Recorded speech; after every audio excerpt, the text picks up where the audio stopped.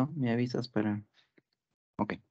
Buenos días, queridos alumnos. Vamos a continuar con la clase teórica en relación a las neoplasias intracraneales. ¿Listo? Anteriormente ya habíamos visto en relación a las generalidades de estos procesos tumorales, factores etiológicos, la forma de presentación, la forma de establecer el diagnóstico y las posibilidades de tratamiento médico y quirúrgico. Habíamos visto las neoplasias supratentoriales benignas, dentro de estas las más frecuentes como el meningioma o los macroadenomas hipoficiarios. ¿Listo? Ahora continuaremos con los que vendrían a ser las neoplasias supratentoriales de tipo malignas, que son las más frecuentes, ¿no? Dentro de estas tenemos a los astrocitomas de bajo y alto grado y a las metástasis cerebrales. ¿Listo? Entonces, en la recapitulación, nunca se olviden que los tumores tienen un origen según la estirpe celular en la cual van a proceder. Y en el tejido nervioso, pues tenemos las neuronas, las células gliales, los epinimocitos, los oligodendrocitos, la microglía y así.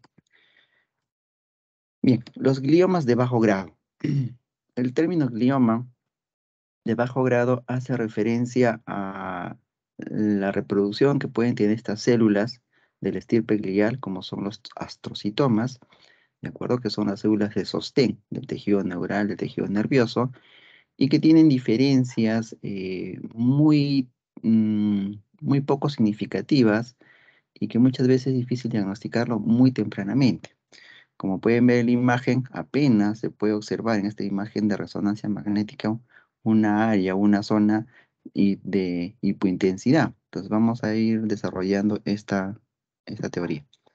Entonces, los gliomas de bajo grado tienen una incidencia de 1 a 2 por cada 100.000 habitantes y van a representar el 15 al 20% de todos los gliomas. ¿Listo? Mayor frecuencia se presenta en los adultos jóvenes, siendo la media de presentación o al momento del diagnóstico a los 35 años de edad. Hay una ligera predominancia en el sexo masculino en relación a las mujeres y tienden a presentar una esperanza de vida larga, que va entre los 5 a los 10 años, aunque dicha esperanza de vida viene determinada por una serie de factores pronósticos en su desarrollo, ¿verdad? ¿Cómo clasificar este tipo de neoplasias? Los gliomas de bajo grado se van a dividir en astrocíticos, oligodendrogliomas o mixtos. ¿De acuerdo? Eso dependiendo, como dije, del estirpe neural de la cual se están desarrollando. Los astrocitarios, los gliomas astrocitarios son los más frecuentes, entre un 70-75%. Y estos se caracterizan por la presencia de la proteína gliofibril ácida positiva, que tiende a predominar a nivel de los lóbulos frontales y temporales. Solo un 10% se ubican a nivel de la fosa posterior.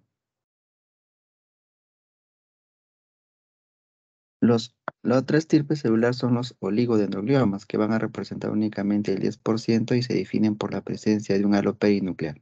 Y los mixtos, pues hay una mezcla de varias estirpes celulares. ¿Listo? Pero son los dos más frecuentes, los astrocitarios y los derivados del oligodendrocito. Bien, existe una clasificación de la OMS en relación al grado de la malignidad que tienen estos, y según ellos uno puede definir si es de bajo grado o de alto grado. Son 4 grados los establecidos por la OMS, ¿de acuerdo? El grado 1, 2, 3 y 4. Los dos primeros grados son los que corresponden a lo que determinamos astrocitoma de bajo grado, en el cual las lesiones de grado 1 son lesiones de bajo potencial proliferativo, cuya cura después de la resección quirúrgica tiende a ser favorable. En el grado 2, las lesiones por lo general son ya un poco más infiltrativas, de baja de mitosis, pero tienden a recurrir en el tiempo. Algunos tipos de tumores tienden a avanzar, es decir, de un grado 2 pueden pasar a un grado 3, o de un grado 1 a un grado 2, a un grado 3 y a un grado 4, ¿no? Entonces tienen esa característica. El cuadro clínico que presentan estas neoplasias. El mecanismo por el cual va la sintomatología es por el proceso de infiltración sobre las estructuras adyacentes, la destrucción de las neuronas y dependiendo del área funcional que tenga en el cerebro o donde se origine es que va a dar las manifestaciones, ¿de acuerdo? El hecho del crecimiento de este tumor en estas estructuras va a generar una reacción inflamatoria sobre los vasos, produciendo compresión adyacente asociado al edema que se produce. Asimismo, el efecto de masa que va a generar genera un aumento de la presión intracraneana y es que así se dan las manifestaciones. Los síntomas y signos más frecuentes ya sabemos el mecanismo, ¿no? La hipertensión endocraniana, cefalea, náuseas, vómitos explosivos que puedan tener, alteraciones en el estado de conciencia, letargia, cambios en las conductas, por ejemplo, si es a nivel de los lóbulos frontales, puede haber un déficit neurológico de tipo focal, como puede ser motor, en el lenguaje o visión, vuelvo a repetir, dependiendo del área en el cual se desarrolla. Las convulsiones también son una forma de manifestación, ya que tienen a originarse a nivel cortical, por lo tanto generan irritación sobre el parénquima cerebral.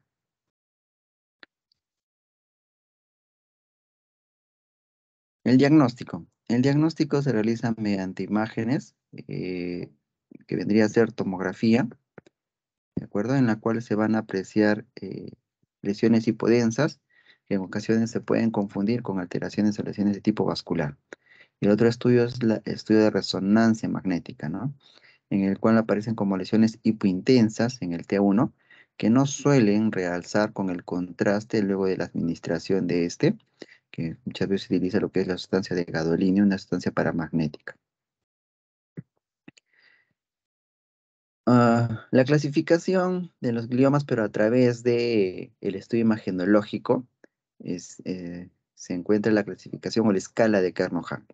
Depende del hallazgo que uno tenga en la imagen para decir qué grado tiene. Por ejemplo, en el grado 1, en la tomografía se ve habla de una hipodensidad y en la resonancia de una señal anormal, en donde no se ve el efecto de masa de la lesión y tampoco hay un realce con el contraste. En el grado 2 hay una hipodensidad en la tomografía, pero en la resonancia ya se ve una señal anormal, que puede ser hipointensa. Se va detectando un efecto de masa, pero no existe captación de contraste o realce con el contraste. En cambio, en el grado 3 ya se ve que hay una delimitación de la tumoración luego de la administración del contraste, es decir, se delimita con esta sustancia. En el grado 4 ya hay una mayor claridad de la tumoración, incluso habiendo características de heterogeneidad dado por la necrosis que se produce a nivel central del tumor. Entonces esas características vamos a irlas viendo según el tipo de tumor en las imágenes que se vayan presentando. El tratamiento para los astrocitomas es el tratamiento en general para las neoplasias, ¿no? Medidas generales en las cuales calmar el dolor, perdón, este, calmar los síntomas como los vómitos mediante sustancias antieméticas y ya las medidas o manejos para el edema cerebral, como ya han visto, es uno de ellos que utilizamos es la dexametasona, ¿no? Anticonvulsivantes, si es que el paciente presenta convulsiones, ¿de acuerdo? Y dependiendo del tratamiento, se tiene que hacer un seguimiento clínico del paciente, así como imagenológico. Eh, El tratamiento médico es parte de él, pero dado que es una neoplasia, el tratamiento quirúrgico también está asociado como elemento a considerar. La resección total es el proceder quirúrgico de elección. eh, Idealmente, resecar toda la tumoración, pues genera o mejora el pronóstico de estos pacientes en lo que vendría a ser la sobrevida o la supervivencia, ¿no? O la calidad de vida. En ocasiones la cirugía dirigida o guiada bajo un mapeo cortical o bajo neuroestimulación, dependiendo del área, ayuda considerablemente en la resección de estos tumores, sobre todo en áreas elocuentes, reduciendo el daño o el déficit neurológico que se puede ocasionar después de la intervención quirúrgica, ¿no? Pero el tratamiento está asociado a un procedimiento quirúrgico. Tratamiento médico por sí solo es insuficiente, ¿no? Dentro de los tratamientos complementarios a la cirugía está la radioterapia. El efecto de la radioterapia, ¿cuál es? Detener la mitosis, reducción de la masa tumoral, tener un efecto sobre la angiogénesis de los vasos de estas neoplasias. Bueno, la utilidad está ampliamente demostrada y utilizada después del tratamiento quirúrgico. Este no se aplica si es que no se hace este procedimiento en primer nivel, ¿no?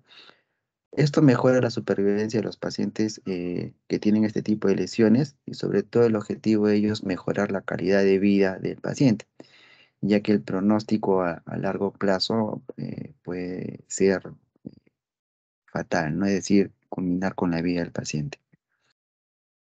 La quimioterapia en estos casos también es parte del tratamiento coadyuvante, en el cual el medicamento que se utiliza es la temozolomida, el cual ha demostrado que tiene una actividad muy buena en el tratamiento de los gliomas y en la recurrencia de los mismos, ¿no? En estudios, pues, se ha determinado que hay una actividad mucho mejor en los gliomas de bajo grado. Estas son algunas imágenes de estos características de estos gliomas de bajo grado. Como podemos ver, un sandrastoma pleomórfico o un astrocitoma subependimario, ¿no?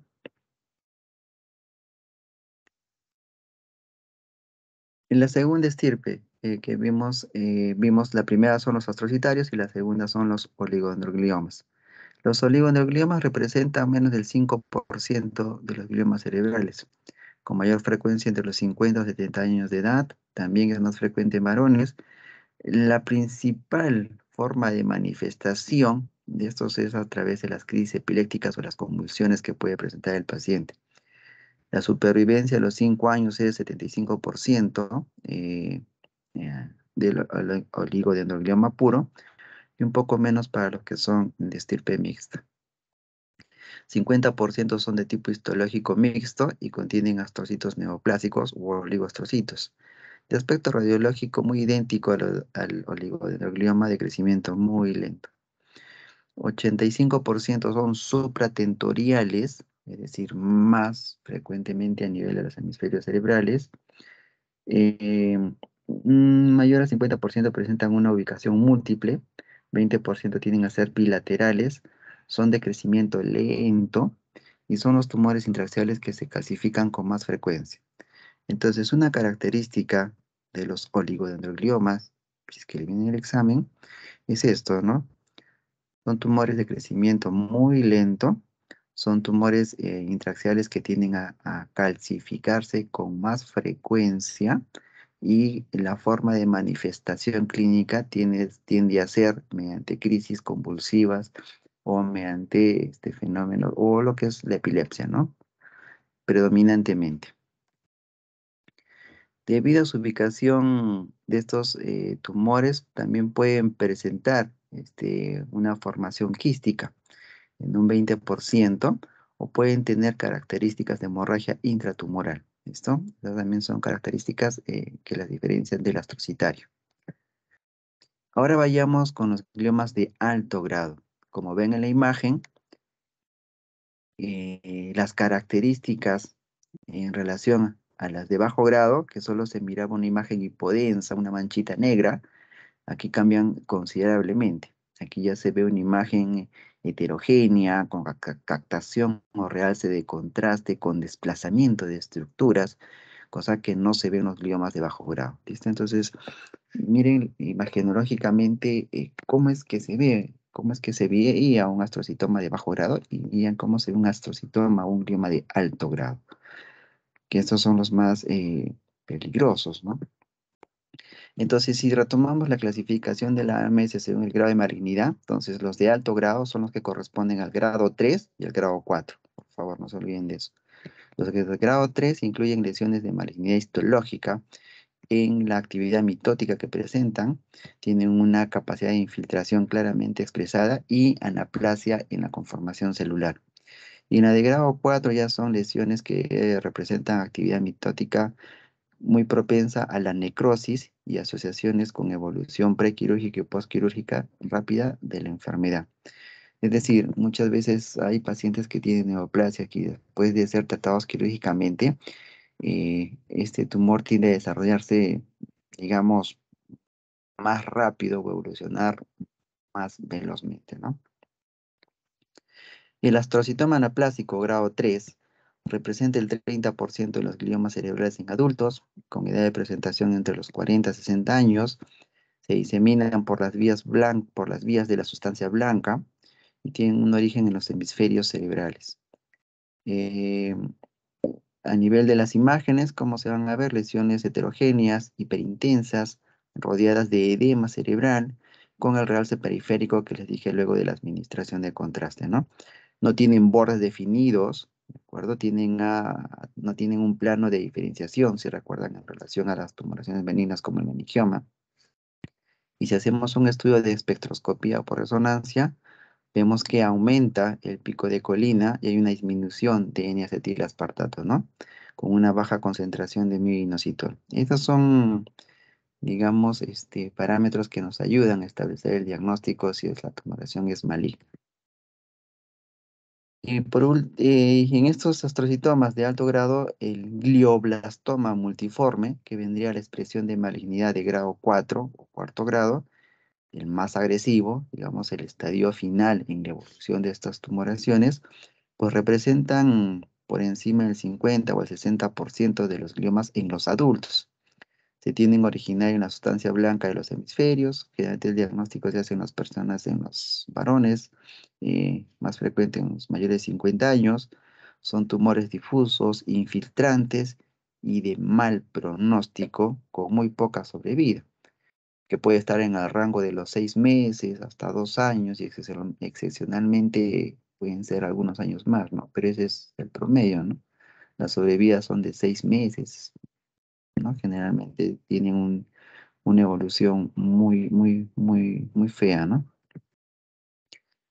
Los glioblastomas se pueden clasificar en primarios, que se producen en adultos y surgen por estos cambios celulares en su origen, y los secundarios, que se producen más en personas jóvenes y que tienden a una degeneración maligna de los astrocitomas que originalmente eran bien diferenciados. Es decir, los primarios son aquellos que surgen digamos, en su evolución como un grado de malignidad grado 4, ya, de un momento a otro.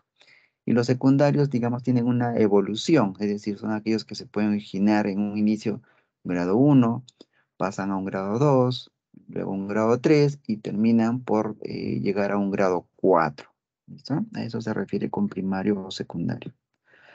Las características de este glioblastoma multiforme, dentro de la imagen, como pueden ver, se ve un anillo nodular con refuerzo periférico, ¿sí? Con efecto de masa sobre el parénquima cerebral. Pueden tener áreas de hemorragia.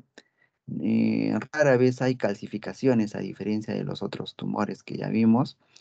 Se puede extender por el cuerpo calloso de un hemisferio al otro, dando la imagen, digamos, que suelen presentarse en algunos casos que le denominan en alas de mariposa. Eso, entre algunas características imagenológicas. Pueden invadir la lectomeninge a nivel periférico o pueden invadir a nivel del epéndimo, que está en contacto con los ventrículos, ¿verdad?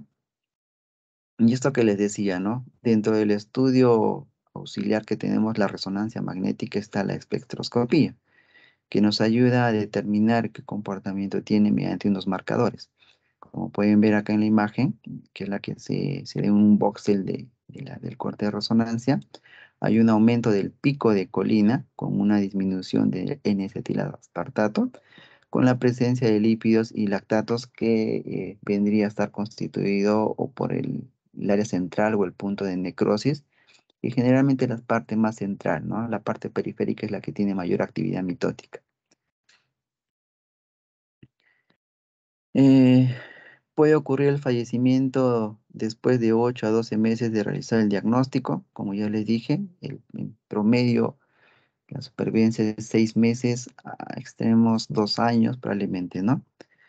En algunos casos, si se busca un origen de este tipo de neoplasia, puede estar asociados a fenómenos que tengan que ver con radioterapia. Es decir, por ejemplo, hay casos, algunos pacientes que por alguna circunstancia sean expuestos a este tipo de radiación a nivel cerebral, en la evolución, en el tiempo, pueden desarrollar este estirpe celular ocasionado por la radiación recibida previamente, ¿no? El tratamiento de estos tumores, ya sea de bajo grado o de alto grado, es quirúrgico de primera intención, ¿de acuerdo? En la cual el objetivo es resecar la mayor cantidad de tejido neoproliferativo para posteriormente recibir un tratamiento complementario, coadyuvante, ¿no? Como es la quimioterapia y la radioterapia que ya vimos. Algunas referencias en cuanto al tratamiento. Dependiendo del área cerebral en la cual se encuentra la neoplasia, es que uno tiene la disponibilidad de usar elementos que nos ayuden a tener, digamos, seguridad en el margen de resección, sobre todo si encuentran en áreas elocuentes como es el área motora. Imaginen un tumor que esté infiltrando o que esté adyacente o en contacto con el homúnculo motor, entonces hay que tener cuidado de que al momento de la resección esta no sea afectada en el procedimiento. Entonces, para eso hay estructuras, hay estudios como el neuromonitoreo o neurofisiología que nos permite detectar cuál es el área encargada de esa función y por lo tanto no se toca. Y se tiene un margen de seguridad para la resección, ¿no? Como pueden ver en estas imágenes. ¿Listo? Muy bien. Eso es en relación a las neoplasias supratentoriales, ¿de acuerdo? Eh, la otra neoplasia supratentorial más frecuente son las metástasis cerebrales, ya que es la más frecuente, puesto que los tumores que se originan en otros órganos, estómago, mama, ¿de acuerdo? Piel, pueden hacer esta siembra metastásica a nivel cerebral. ¿Listo? Entonces vamos a hablar de estas lesiones. Eh, Tienen una alta incidencia y mortalidad, puesto que es el lugar o punto en el cual van a terminar las otras neoplasias que se originan en otros órganos. Estos es la principal causa de fallecimiento en los adultos entre 35 a 65 años por ser ya el estadio terminal o la fase terminal de su enfermedad. La incidencia en la población de 0,15% aproximadamente con cáncer tienden a presentar metástasis cerebrales en su evolución. ¿De acuerdo? Si vemos en este gráfico, las neoplasias dentro del sistema nervioso central que se producen o que se hacen el diagnóstico, el 49% tienden a ser producidas por estas lesiones. O sea, es la lesión, si lo vemos únicamente, incluyendo primarias y secundarias, el tumor más frecuente que se asiente en el sistema nervioso al momento del diagnóstico, el 50% son metastásicas, ¿de acuerdo? Seguidas por las propiamente, es decir, cerebrales o primarias, con los gliomas un 26%, los meningiomas un 12%, los adenomas o macroadenomas de hipófisis un 3%, schwannomas 3% y todas las otras estirpes que vamos a ir viendo en un 7%. Pero vean entonces cuál es la lesión tumoral más frecuente encontrada o diagnosticada son las metástasis cerebrales. En general, primarias, secundarias, pero esta es la más frecuente. La localización. Si vemos también la localización, vemos que tienden a localizarse generalmente un 80% a nivel supratentorial y un 15% a nivel infratentorial, ¿de acuerdo?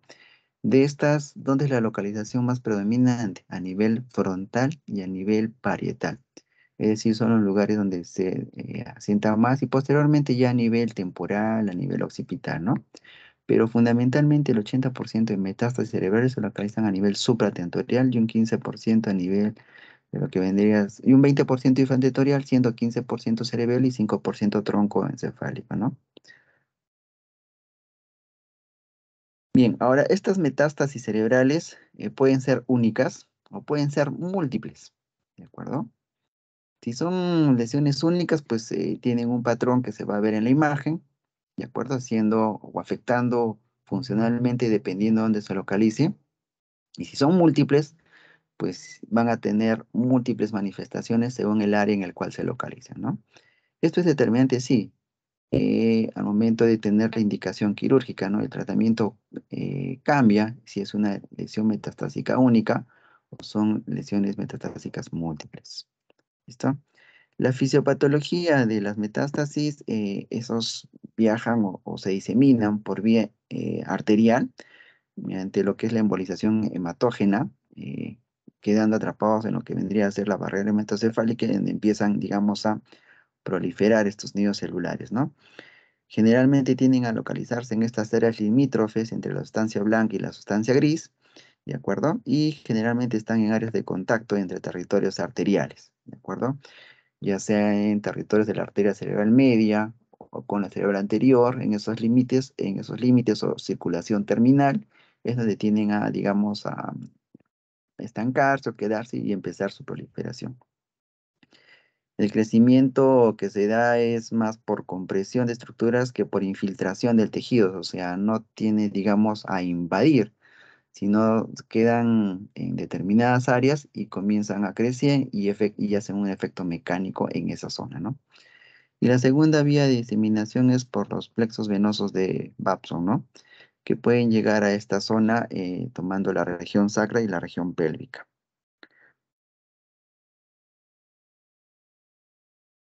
La clínica.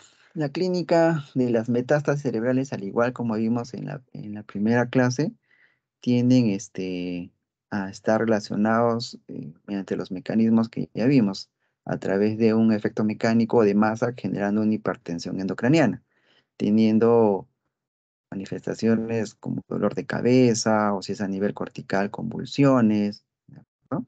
O dependiendo del área que se afecte, alteración en su función. Por ejemplo, si es en el área motora, va a tener un déficit motor, ¿no? Del brazo o de la pierna, ¿de acuerdo? Entonces, esas vendrían a ser las manifestaciones.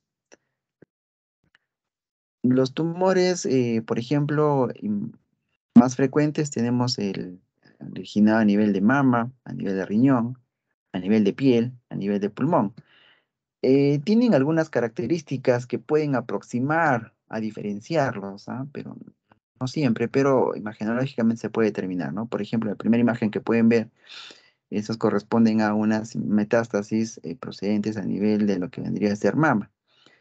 En la segunda imagen, como pueden ver a nivel renal, son más vascularizados, más multilobulados, ¿de acuerdo? Esas son algunas características en el primario que se origina a nivel renal, ¿no? Melanoma, por ejemplo, en la primera imagen que pueden ver, con imagen nodular, que van creciendo, comprimiendo el parénquima, o las de pulmón, que tienden a ser múltiples y pequeñitas. Entonces, son algunas características de estas lesiones, ¿no?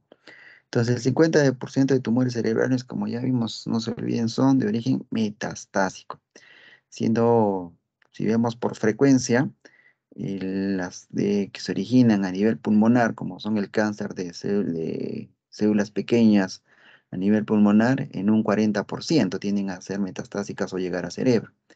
En el cáncer de mama, un 20 a 30%. En los cánceres de piel o el melanoma, un 5 a 21%. El tratamiento. El tratamiento es sintomático, ya vimos, dependiendo de las características de presentación. Se pueden utilizar corticoides como la dexametasona, anticonvulsivantes, y el tratamiento definitivo, en el caso de las metástasis, va dependiendo de la indicación por cirugía, radiocirugía estereotáxica, quimioterapia dependiendo del estirpe celular y radioterapia holoencefálica si es que afecta todo el parénquima, a múltiples áreas del parénquima cerebral, ¿de acuerdo? Entonces, el tratamiento depende del tamaño y del tipo de tumor y de dónde se ha diseminado o el origen en el cuerpo. Y también depende del estado funcional del paciente. Es decir, si es un paciente que camina, se mueve, o de repente ya está postrado. Entonces, esos también influyen al momento de decidir el tratamiento en estos casos de metástasis. ¿Listo? Algunos algoritmos en el manejo de las metástasis, en el tipo de tratamiento, ¿no? Entonces, el tratamiento va a haber dependiendo el hallazgo de estas metástasis. Si es un primario no controlado, no se hace tratamiento o se hace una radioterapia holocranial paliativa, es decir, sobre todo el cerebro, ¿listo? Pero si es una imagen metastásica con un primario que se ha controlado, que ya ha sido operado o ha recibido quimioterapia o radioterapia, y nos encontramos con lesiones cerebrales, si es una lesión cerebral única, puede ser candidata a una intervención quirúrgica para retirar esta lesión única. Pero si es múltiple, tenemos un punto de corte. ¿Cuál es ese punto de corte? La presencia de tres imágenes. Si son menos de tres o tres lesiones, podemos plantear un tratamiento quirúrgico de estas lesiones. Pero si son mayores a tres, ya no solemos a realizar tratamiento quirúrgico, sino que las derivamos hacia radioterapia para un tratamiento paliativo de tipo colocranial. ¿Listo?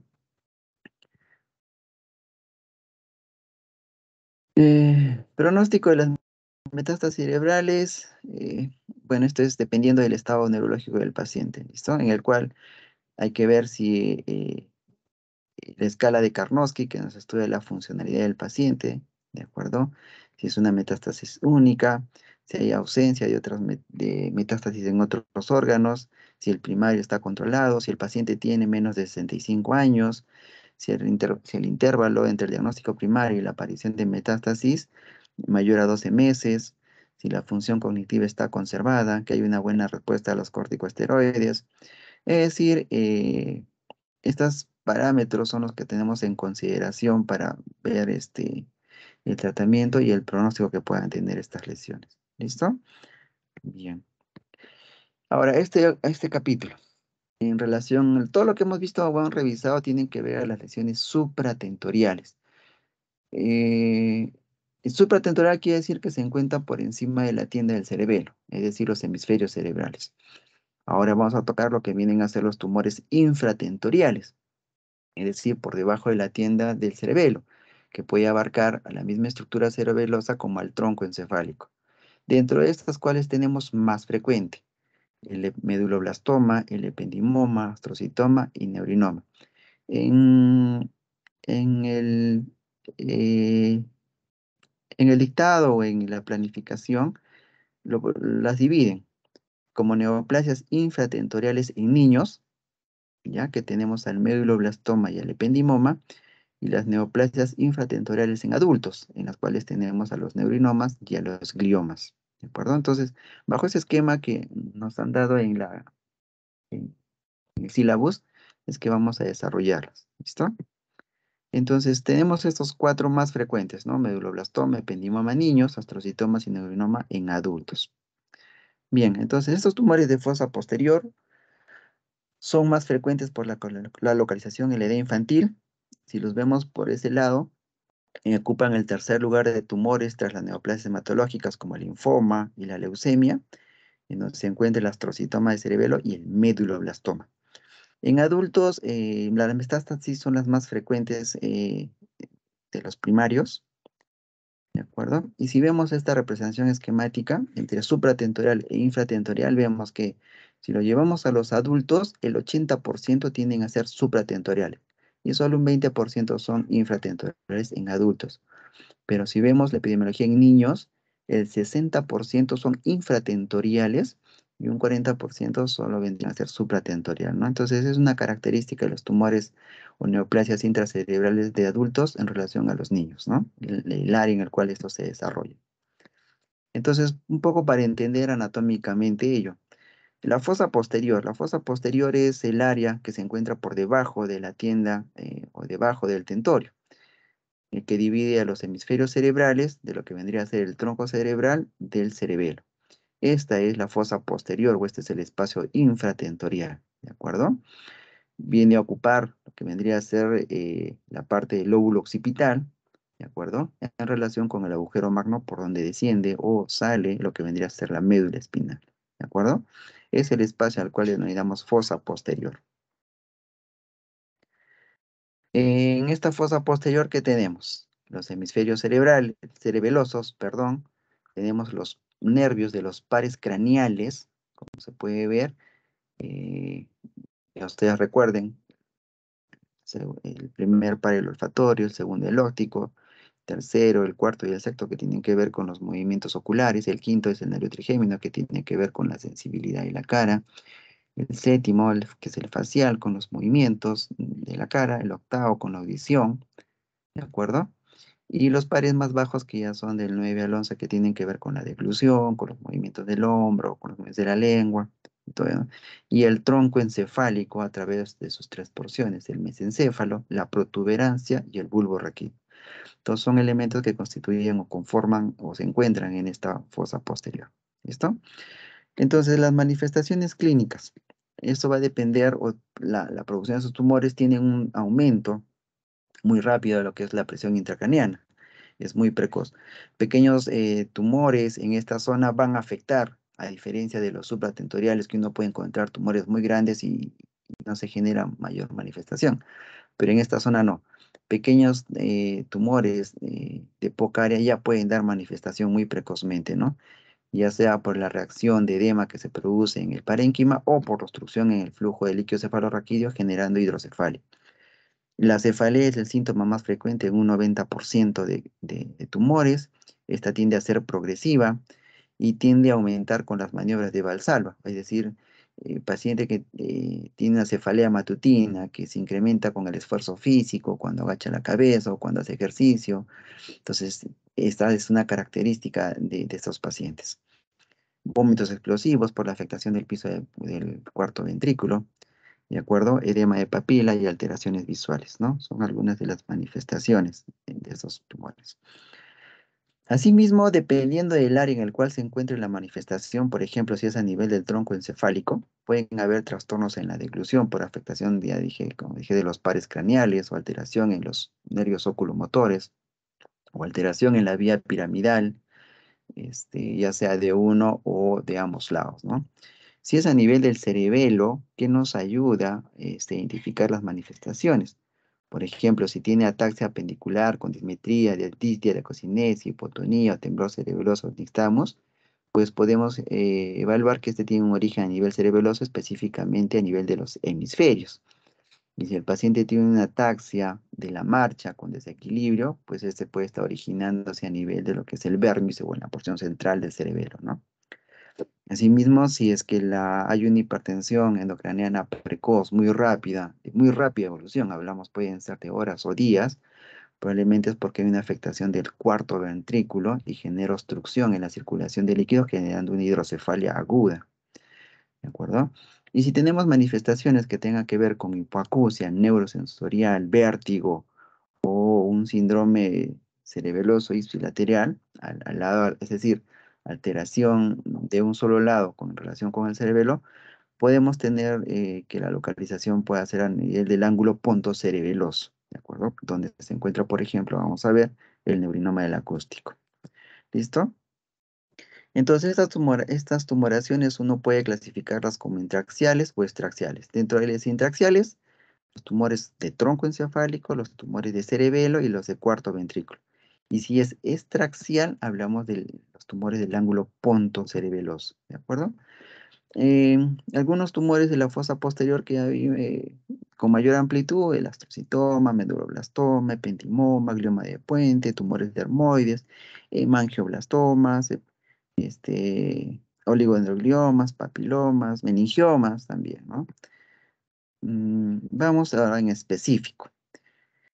El astrocitoma cerebeloso es el tumor más frecuente en la infancia, tiene un mejor pronóstico en relación con el tratamiento si uno lo extirpa totalmente. Estos pueden ser quísticos o pueden ser sólidos, ¿de acuerdo? Como pueden ver la imagen, los quísticos tienen un nódulo en la parte externa o en la pared del tumor que tiende a ser sólido y están rellenos con un líquido espeso de tipo santocrómico.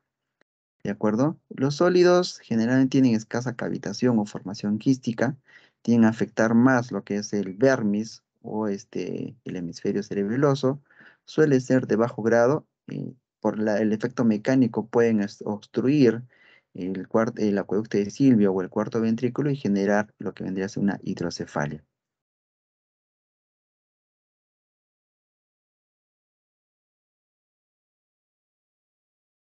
¿Cómo identificar estos astrocitomas? mediante la imagen puede ser una tomografía, puede ser una resonancia. Ya vimos dentro de la tomografía, si es un grado 1 grado 2 únicamente se ve con una área hipodensa que no tiene edema o realce con el contraste. Pero si nosotros vemos que estos tienden a ser ya hiperdensos, heterogéneos, infiltrantes, con áreas hipodensas o hipointensas, depende del estudio, con edema adyacente o que realzan con el contraste, eso ya nos puede decir que en la gradación es un grado 3 o es un grado 4, ¿no? Como ya vimos según la clasificación de Kerr-Hunt. Lo mismo, esto, por ejemplo, en imágenes de resonancia, ¿no? ¿Cómo es que se ve el astrocitoma? En grado 2 hay una hipointensidad sin edema circundante y sin realce, y un grado 3, 4 con imagen isointensa o hiperintensa. Ahora vamos con el meduloblastoma, que es uno de los más frecuentes. El meduloblastoma es un tumor embrionario. Es el primario más frecuente en menores de 18 años. Se presenta en adultos jóvenes, niños, y tienen un alto grado de agresividad. Se dan por extensión por el neuroeje, que pueden afectar incluso también a la médula espinal. El tratamiento de estos meduloblastomas es combinado. De primera intención, el tratamiento quirúrgico, radioterapia y quimioterapia. Estos, si es en niños, se localizan más a nivel central, de características homogéneas, que en la imagen de resonancia pueden ser hipointensos en el T1, hiperintensos en el T2, y a la administración de contraste se realza, ¿no? En los adultos tienden a ser más de localización, que también se pueden presentar a nivel de los hemisferios cerebelosos, que esto más se produce, que mencionan, por la migración celular más avanzada en relación a los niños, ¿no? Tienden a ser heterogéneos con la presencia de quistes, con una reacción desmoplástica y con un TN realce. Y si hacemos la espectroscopía o el espectro por resonancia, como ya vimos, igual que los otros, hay una elevación del pico de colina y una disminución del pico de N-acetilaspartato. ¿De acuerdo? Nunca se olviden. ¿Cómo se ve el meduloblastoma en la tomografía? Se ve como una masa que tiende a ocupar el cuarto ventrículo, generalmente hiperdensa, ¿sí? Esta es una imagen de resonancia en la parte superior y esta es una imagen de tomografía. Miren la tumoración, ¿no? En relación al parénquima es un poquito más clara, ¿no? Eh, si utilizamos contraste puede delimitar o puede realzarse. En resonancia, pues la imagen es mucho más clara, ¿no? Pueden ver la imagen central, hiperintensa, quedante sólida, ¿de acuerdo? Pueden tener un plano de limitación, pueden tener imágenes quísticas, necrosis o calcificaciones en su interior. ¿Está? Ya mismo acá, ¿no? Por imagen, se puede ver acá, por ejemplo, la tomografía. Hay una imagen hiperdensa en relación al parénquima cerebral que permite visualizar, ¿no? Más o menos como que aquí hay algo que está afectando. Y si vemos en el T1 de la resonancia es una imagen hiperintensa y en el T2 tiende a ser hiperintenso. Y en la espectroscopía pues se puede ver cómo aumenta el pico de colina y disminuye el pico de N-acetilaspartato, ¿no? Que es una característica de esos tumores, al igual que los astrocitomas. Bien, el siguiente tumor es el ependimoma. Estos se originan a nivel de la capa del epitelio que reviste los ventrículos, en este caso el cuarto ventrículo, ¿sí? Si recordemos, el cuarto ventrículo está formado por el piso, que está a nivel del tronco encefálico, y la parte posterior vendría a ser por el vermis o los hemisferios cerebelosos. Estos ependimomas tienden a aparecer más frecuentemente o típicamente en el cuarto ventrículo, constituyendo el 10 al 15% de estos tumores. Clínicamente, ¿cómo se van a manifestar los ependimomas? Generalmente por la obstrucción a la circulación del líquido cefalorraquídeo, es que van a generar una hidrocefalia secundaria y por lo tanto un cuadro de hipertensión endocraniana, ¿no?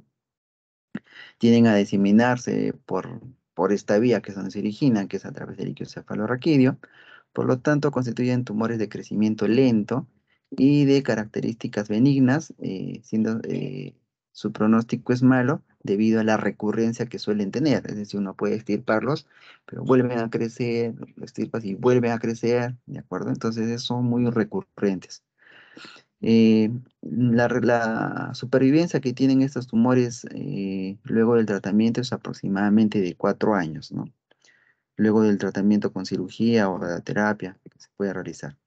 Imagenológicamente, muchas veces hay dificultades al establecer el diagnóstico diferencial con los meduloblastomas. Miren la imagen, por ejemplo, ¿no? Es una imagen hiperdensa a nivel de la fosa posterior que ocupa la porción central, eh, a nivel del cuarto ventrículo, generando obstrucción del mismo y provocando hidrocefalia a nivel de los ventrículos laterales, ¿no? Se puede ver que tiene un mayor realce con el contraste administrado y casi siempre son mediales en su localización. Y por último, ya para terminar, el neurinoma del acústico. El neurinoma del acústico es un tumor benigno que se origina a nivel del nervio acústico en su extensión de sus células de Schwann, como pueden ver acá. Esta es una representación del cerebelo, los pares craneales, el tronco, y acá se puede ver el octavo par craneal, cómo luego de recoger los impulsos sensoriales de la porción auditiva, ingresa a través del nervio acústico para penetrar al tronco encefálico y llevar a cabo la audición como tal. ¿Cómo se ve en la imagen de resonancia? Pueden ver una imagen a nivel del ángulo ponto-cerebeloso, como se especifica, que se origina a nivel del conducto que da origen a este par craneal. ¿Listo? Entonces, el neuriloma del acústico del octavo par, clásicamente llamado como schwannoma, es un tumor benigno que se desarrolla en la rama vestibular del octavo par craneal a nivel del conducto auditivo interno. La imagen que vamos a ver que es característica en la tomografía es que este conducto auditivo interno lo tiende a deformar o lo tiende a ensanchar o lo tiende a ampliar. Epidemiológicamente representan el 6 a 8% de los tumores cerebrales, 25% de los tumores de la fosa posterior y el 78% de los tumores que se ubican en el ángulo pontocerebeloso. Un 4 a 5% tienden a ser bilaterales, ¿de acuerdo? Se presentan generalmente entre la quinta y la sexta década de la vida, y si lo relacionamos con los tumores que tengan que ver con un trastorno genético, está asociado más con los tumores de la neurofibromatosis tipo 2, tienden a presentarse en la tercera década de la vida. Epidemiológicamente tiende a afectar a las mujeres en un 56% y a los hombres en un 43%. Es muy raro encontrar en niños esos tumores antes del adulto. Epidemiológicamente, el 98% de los neuriomas son, digamos, unilaterales y como vimos, un bajo porcentaje son bilaterales. Generalmente, esto para repetirlo, se asocian a la neurofibromatosis tipo 2, ¿de acuerdo? Acá hay una imagen que se puede ver por tomografía en el ángulo pontocerebeloso, del lado derecho, y en el lado izquierdo por resonancia, si lo comparo, se ve un mayor tamaño del canal auditivo interno, y en relación con esta se puede ver acá la masa, ¿no? Eh, los neuromas del acústico comienzan su proliferación celular en los lugares donde existe transición de estas células gliales y las células de Schwann en su recubrimiento hacia la parte periférica. Esta zona de transición está ubicada en el conducto auditivo interno, por eso es que tienden a deformar la estructura ósea de estas lesiones. El cuadro clínico, 96% por ser un nervio sensorial auditivo, pues va a haber compromiso de la audición de los pacientes.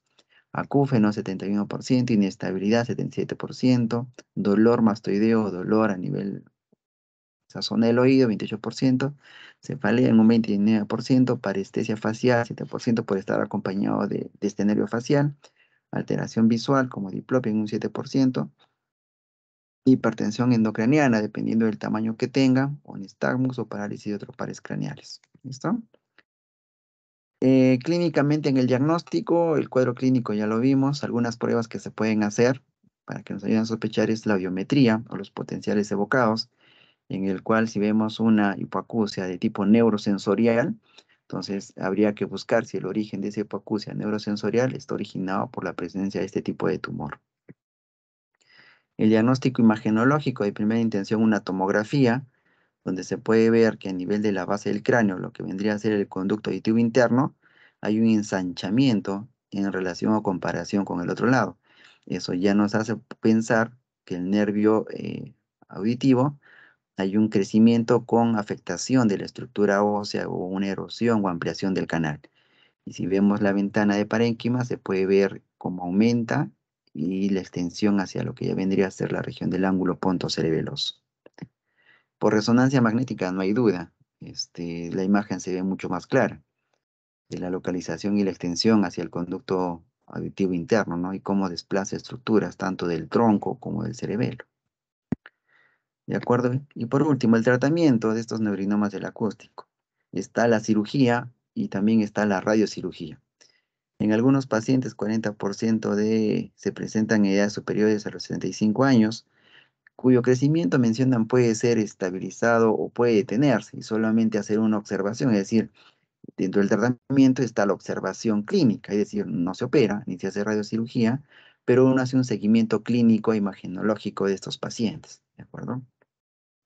Ahora, si en un paciente es más joven o si el tumor supera los 2 centímetros de diámetro, pues el momento de su diagnóstico, este puede seguir creciendo y deberá ser tratado. Ahora, un punto de corte para decidir entre un tumor si va a cirugía o a radiocirugía es el tamaño. Generalmente los tumores menores a los 2 centímetros tienen una respuesta al tratamiento con radiocirugía, pero cuando son mayores a estos 3, 4 o 5 centímetros, hay una poca respuesta a la radiocirugía, por lo tanto el tratamiento es necesariamente quirúrgico o mediante una intervención quirúrgica, ¿no?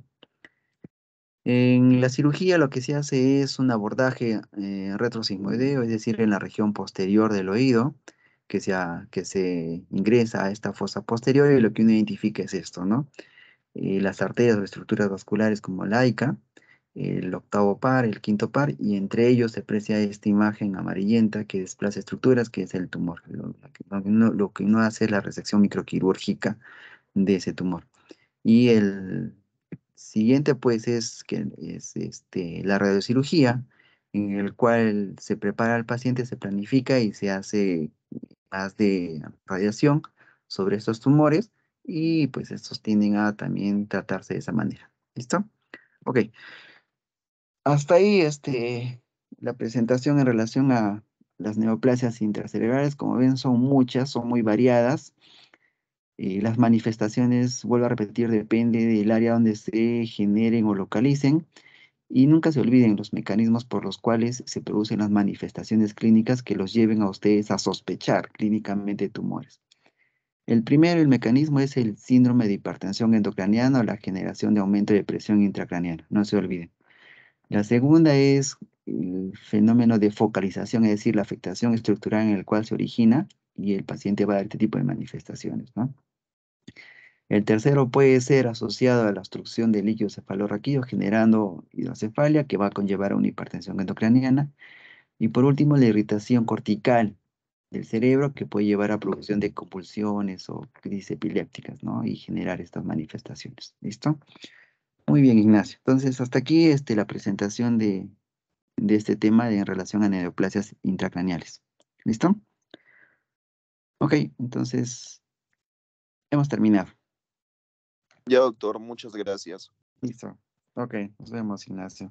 ¿Tienen alguna pregunta, alguna duda en relación a la clase?